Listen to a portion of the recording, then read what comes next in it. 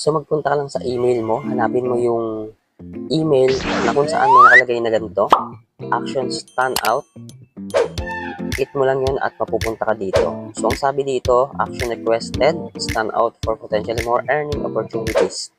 So mayroon ka lang i-confirm sa settings ng YouTube mo. Scroll down mo lang at i-click mo tong blue button na to.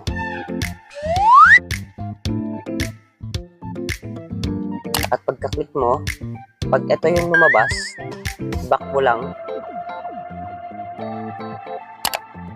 And then, i-hold, press mo ng daliri mo. Hintay mo lumabas yung copy URL and then press copy URL. Tapos punta ka sa Google Chrome, i-paste mo yung link na yon. Pagka-paste mo, i-enter mo lang at mapupunta ka na doon.